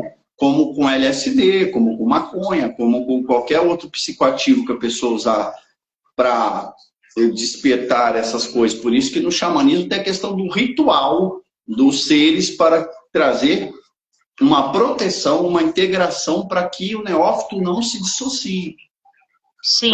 Né? Quem leu o Castanheda, quem já leu os livros do Castanheda, vai ver que no final ele pula e vai embora. Ele pula e sai desse mundo. Os yogis querem moksha, libertação desse mundo. Então depende do que você está trabalhando ali. Até tive experiência de tomar ayahuasca, de ver aquilo ali. Então, assim, tem muitos processos ali que podem despertar se a pessoa tem uma predisposição. Mas também tem muitas pessoas que eu falei, ela vai para o mundo encantado e fica encantada com aquilo, mas aquilo não soma para o concreto dela. Tanto é que Mestre Irineu, ele fala, os trabalhos serão feitos de uma noite inteira com uma colher. Uma colher do negócio. Mas tem um pessoal que quer tomar 3 copos, 4 copos, sei lá quantos copos o cara toma. Então, você está entendendo? Talvez o processo mediúnico e psíquico ativado por bioquímica é um processo completamente diferente do natural. É um estimulante para, entendeu? O teu processo entrar, só que ele fica condicionado a entrar com um processo químico. Sim, por isso que quimiognose não é indicada para todo mundo. Não é indicado para todo mundo, porque quimiognose você vai entrar em contato de forma mais aberta, de forma mais direta, com forças que podem te desintegrar, entendeu? Que podem, você entrar em contato com determinadas forças que são extremamente maiores que você, ou forças arquetípicas, ou forças divinas aí, que é o que eu falei, o ego não comporta aquilo tudo. Então, se você faz isso pegando camadas, pegando contatos, mas trazendo para a tua realidade de forma concreta, que seja útil para você, então ok. Mas a partir do momento que não é saudável, isso é pesado, isso pode te destruir, te deteriorar, então tira o pé do freio que não é o caminho. Tanto é que a questão da ayahuasca é isso, é esse estímulo mediúnico químico. Só que o que vai acontecer? Você vai entrar em contato com forças pelo aquele tipo? Vai, mas que forças são essas? Que segurança tem ali? Que padrinhos são aqueles? Que pessoas são aquelas? O que você depois tem pessoas que eu já vi relatos que fizeram e falaram, porra, mano, vi que não era muito o que eu tava esperando. Eu fui até que parou. Outras ficam encantadas com aquilo e não larga nunca mais. Tem pessoas que querem tomar 10 copos de chá, que acho que, sei lá, eles vão mas o próprio fundador falou que é para tomar uma colherinha para fazer o trabalho da noite inteira. Tá entendendo? Então, inclusive, tem gente que usa para fazer esse processo aí do desdobramento, de desbravar, tá ali naquele ritual circular e tudo mais, mas depois, na volta, quando acaba o ritual, usa outras coisinhas para aterrar. Então, para aterrar, porque não é vamos pensar. O desenvolvimento consciencial do médium, ele alcança as capacidades mediúnicas a partir do momento que a consciência dele consegue expandir e compreender e controlar esses processos, certo? Né? O que vai acontecer? Não vai ser a quantidade de químico que vai fazer você desenvolver. Então, vamos supor, em outras características de outras religiões aí, tem pessoas que não usam químicos e desenvolvem tanto quanto. Sim. Vamos pensar lá, tem um monte de gente na internet aí, o Wagner Borges, outro que fala que faz desdobramento, ele não toma nada. Ele desenvolveu o espírito dele, a alma dele, o nível consciencial dele desenvolveu aquilo que ele se propõe. Ele não tomou nada. Não vai ser o químico que vai te fazer ir muito além. Vai ser o treino, vai ser a meditação, vai ser ali o yoga, vai ser ali aquele treino da sua alma, da sua consciência, do seu espírito, para você conseguir atingir segundo as teorias do que é lido, né? A nível psicológico também. Se você não tiver um psicológico legal, se você não conseguir discernir o que é real, o que não é real, porque assim, eu atendo pessoas que têm essa religião, têm essa perspectiva. Eu atendo pessoas que não têm essa religião, não têm essa perspectiva. E é engraçado que às vezes você atende pessoas que são de uma outra religião, que nem aceita isso, nem pensa isso, mas ela tem esses processos, ela sonha, ela desdobra. O que ela vai relatando, a gente vai percebendo. Só que para ela, aquilo, ela não dá aquele nome. Para ela é um sonho. Para ela, entende? Muda o nome, mas mantém as características. Entendeu? Mas assim, para aquela pessoa que é daquele outro nicho, daquele outro tipo de pensamento, ela, para ela não dá aquele nome. Ela não dá. Gente, essa live aqui é um sofrimento, porque toda hora aparece um corno, ou com som alto, ou com moto barulhenta. Ó, a Isa está perguntando aqui se você acha que há alucinações em vez de insights verdadeiros. Tá. Vamos pensar na base. O que é alucinação, né? Vamos supor, eu tomei, sei lá, um LSD e alucinei com tal coisa. Pode ser, se você entender aquilo, um sonho. Eu tive um sonho, cara, esse sonho dessa noite foi muito louco. Aí eu começo a analisar e interpretar o sonho da pessoa, olhando aquilo como se fosse uma peça de teatro que o inconsciente dela trouxe para o ego dela, e tudo aquilo que existe no sonho dela são personagens, são coisas a serem interpretadas, integradas dentro do ego e do processo dela, certo? Algumas tribos, algumas coisas usam essas forças. Aí eu estou alucinando aqui, mirando na força, sei lá, do Atuma, do São Pedro, do que for, do LSD, sei lá. E você entrou em contato com aqueles conteúdos. Você pode, e geralmente quando a pessoa internamente, ela sabe quando são conteúdos próprios dela, ou quando é uma coisa externa que está vindo ali, um pensamento forma, um elemental da natureza, uma divindade, alguma coisa, né? Então, sim. Ou, vamos supor, o esquizofrênico, a pessoa, ela alucina, aquilo não existe. Vamos supor, se você já viu pessoas em surto, ela vê coisa, ela está no estado paranoico, que você percebe que ela está vendo aquilo saiu do controle, ela já está vendo coisas e geralmente assim, pessoas que entram no estado paranoico e se sentem perseguida, você não percebe que aquilo é uma alucinação? É diferente. Porque ela é uma alucinação, ela está persecutória, ela está se sentindo perseguida, ela está se sentindo oprimida por aquilo. Então, aquilo não é algo que está ali, é algo que ela está criando na mente dela. Até pessoas com químico, cocaína, tem essa questão persecutória, né, de se sentir perseguido e alucina. Você percebe a alucinação? Esse tipo de alucinação. Então, vão ter muitos tipos de alucinação. Né? E quando você vê o estado psíquico da pessoa, quando ela está lidando com aquilo, que você percebe. Se algo. Tô vendo um negócio ali, mas ela está lúcida, ela está conversando com você. Não, tô vendo um negócio ali, mas ela está lúcida, ela não está delirando. Exato. Ela está vendo algo além do campo. É uma coisa, mas você tem que perceber o discurso, o pensamento, a estrutura que ela está te trazendo. E é diferente de uma pessoa que está alucinando, que ela está delirando, que ela está num outro processo psíquico, que não é um processo de entrar em direção, é outra parada. Inclusive, tem pessoas que alucinam isso de tal forma, como no caso de mania de perseguição, que elas chegam a projetar que o tarô está confirmando aquilo para ela. E isso é uma outra coisa ainda, por isso que eu falo que os tarólogos e tal, tem que ter muito cuidado quando está jogando e perceber. Às vezes você dá um feedback para a pessoa, olha, não é isso que você está vendo, não é isso que você está pensando, e a pessoa quer acreditar naquilo. Então você vê que ela já está num processo psíquico que não está saudável, está meio patológico. E assim, você que é o tarólogo, você percebe que tem algo que não está legal, você tem que indicar para o psicólogo, psiquiatra, porque o seu papel como tarólogo, ali pelo menos do que eu compreendo, é você dar esse feedback. Ela foi lá buscar uma resposta, ela foi lá buscar um direcionamento, ela foi lá buscar um direcionamento divino, ou de algo da energia, da sincronicidade para onde ela deve ir para ser melhor. Tipo, tem 3 caminhos, esse aqui parece ser a tendência melhor. Mas no final você decide, o tarot tá falando, você que vai decidir é você. Entende? Sim. Então, a gente tem que ter essa compostura de observar e falar, olha, isso aqui está passando um pouco do saudável, isso aqui é um nível de obsessão, é um nível de perturbação.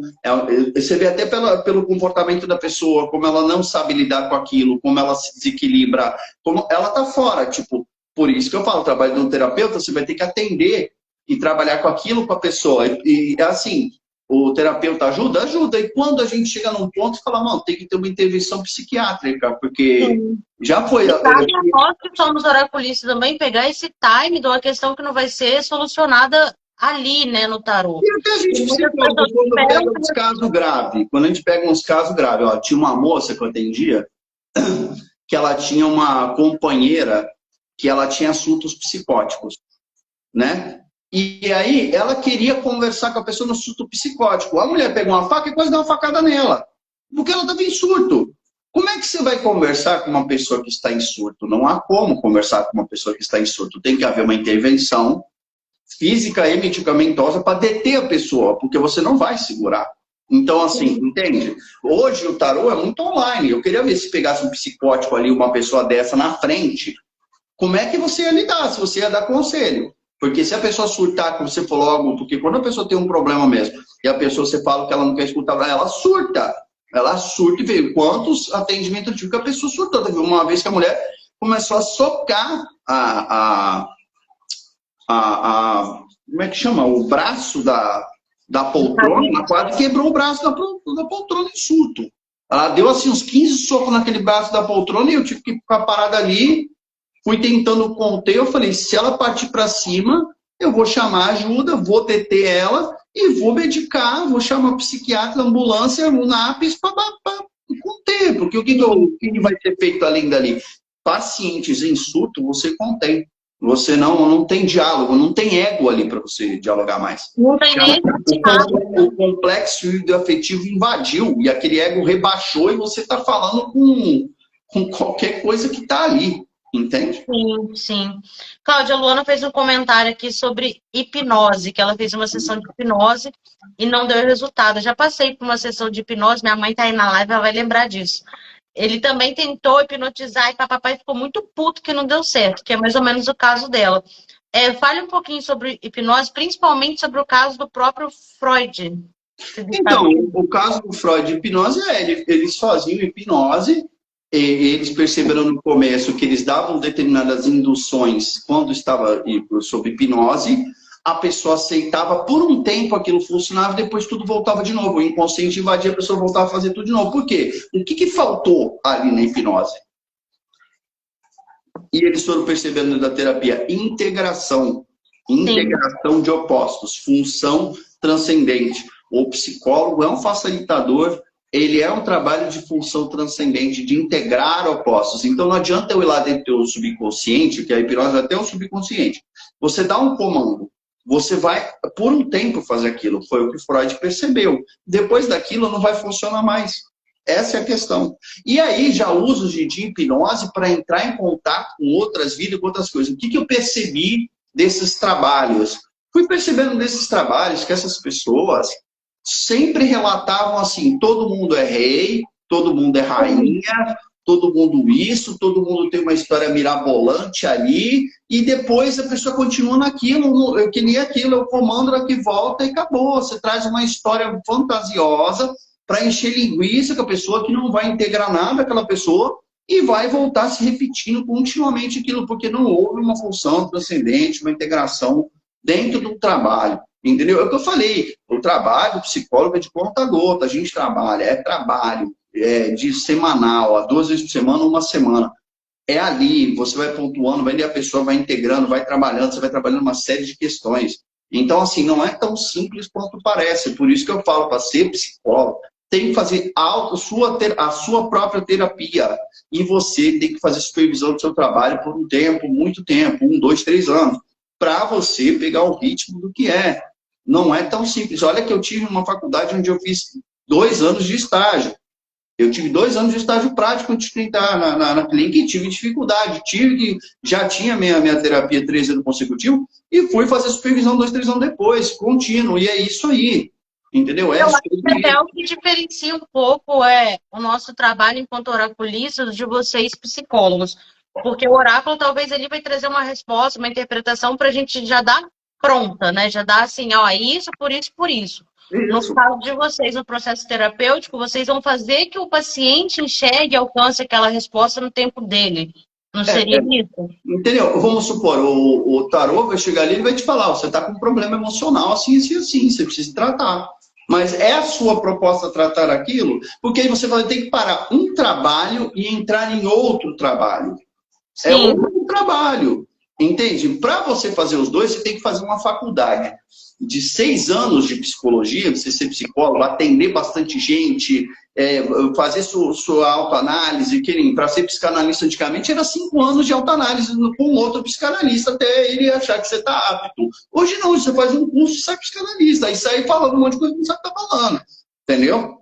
Tá assim. Então, assim, o que acontece? Se você quiser fazer 6 anos de faculdade, fazer supervisão 2, 3 anos, fazer sua autoanálise 2, 3 anos pelo menos, aí você quiser misturar tarô com psicologia e usar aquilo ali como instrumento de interpretação, aí você pegar esse gancho, você vai saber e você vai ver que você não vai precisar.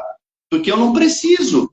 Eu atendendo a pessoa, já percebo todas as características. Depois eu vou aplicando os testes para transformar aquilo num diagnóstico mais fino, mais Sim, sim. próximo, mais polido. Entendeu? Porque eu já vejo, só que eu preciso da confirmação do inconsciente da pessoa. Não pode ficar só no que eu acho, no que eu vejo. Entendeu? E não Eu é tenho só experiência entregar para dizer, pronto, né? tenho. Só que assim, existe teste para isso. Exato, a Luana tá falando aqui, né? Pessoas que fazem processo de regressão sozinha. Lu, teve uma febre, eu estudava muito ocultismo nessa época, se eu não me engano, foi em 2017, que a galera pegava um vídeo do YouTube para fazer uma autorregressão e entrava em contato com coisas assim, abismais. E tinha um grupo na internet desses estudos, a galera entrava em colapso, com coisas pavorosas que talvez nem fossem verdade. Mas isso é grave. Cláudio, comente sobre isso. Regressão e principalmente processo de regressão sozinha. Eu não Então, é a acredito mesma na coisa. combinação de terapia. Então, a regressão é o mesmo processo. Você fazer regressão é praticamente um processo de hipnose, entendeu? Que é o que eu falei, vai só ter uma camada subconsciente e não vai trazer resultado. Vai trazer talvez uma série de conteúdos sombrios, uma série de conteúdos desorganizados que vão te desorganizar mais ainda. A ideia é você se desorganizar por completo e chegar na beira de esquizofrenia ali mesmo, ou você quer se integrar e entender e assimilando aquilo? Você não toma 10 litros de água de uma vez, você toma um copo por hora. Não, você não aguenta aquilo tudo de uma vez só. É sobre isso. Estou falando aqui sobre o de acontecer de forma involuntária. Eu acho que até mesmo o processo involuntário depende, né? Porque entra aí a questão de falsas memórias, Cláudio. Pode entrar, vamos supor, você pode entrar num conteúdo fictício do que você gostaria e você faz uma projeção do que você gostaria. E isso pode ser positivo e negativo? Como que vai ser positivo se você, vamos supor, você vai ver o que você gostaria de ver? Que nem você sonhar, eu quero sonhar que eu estou voando. Você vai ver o que você gostaria de ver. É uma projeção, entendeu? Compensatória. É sobre isso. É uma projeção compensatória. Entendi. Gente, vocês têm dúvidas, perguntas para mandar? Que a gente acabou as questões aqui.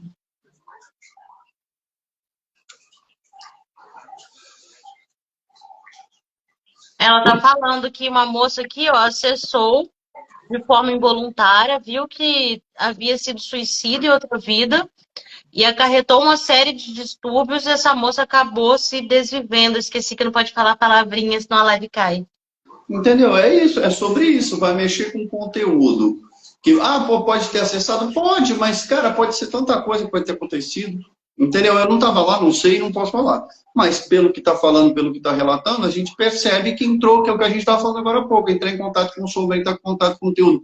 Que você não está preparado, não tem ninguém para te proteger, não tem ninguém para te dar o feedback, não tem ninguém para estruturar. Você acha que vai fazer tudo sozinho. Só que assim, fica meio difícil quando você está se afogando, você sair sozinho. Você precisa de uma boia, cara, e ninguém vem te puxando, porque nós não fazemos tudo, nós não somos supra-humanos, nós somos humanos, falhos, né? Somos pessoas ainda. Não somos semideuses ainda, né? Cláudio, dentro de tudo que a gente falou acerca das manifestações da arte, do aspecto da sombra, do que pode ser um delírio ou não, o que que você finaliza e orienta aí para os neófitos, para os novos buscadores? Olha, o que eu posso orientar cara, saiba com o que você está lidando, preste atenção com o que você vai lidar. Eu acho que depois da live de hoje, pegando esses conteúdos, dá para entender com o que você vai entrar, dá para você, através do seu psiquismo natural, entrar em contato com isso e saber procurar depois como que eu elaboro, como que eu resolvo isso. Vai até um certo ponto também, né? E prestar muita atenção nas pessoas que vocês estão procurando. Terapeuta, psicoterapeuta, psicoterapeuta, terapeuta ocupacional, vamos supor, taróloga, taróloga, magista é magista, e cada um tem a sua função e seu fim específico, sua objetividade, sua especialização de saber lidar com aquilo que está manipulando. Então, cada um tem que saber que tem espaço para todo mundo, tem oportunidade para todo mundo, mas vale muito mais fazer um trabalho muito bem feito daquilo que você sabe do que você está fazendo, do que você fazer um trabalho meia boca, misturando coisas que você não sabe 100% do que você está fazendo. É sobre isso. Então, vamos finalizar. Gratidão, galera, que ficou até o final. Amanhã tem mais. Queria agradecer todo mundo. aí pela participação, pelas perguntas. Estou muito contente, né? E agradecer a Luciana também que está me chamando. E é isso, tá bom? Um beijo no coração de vocês aí, tudo de bom. Beijo, gente.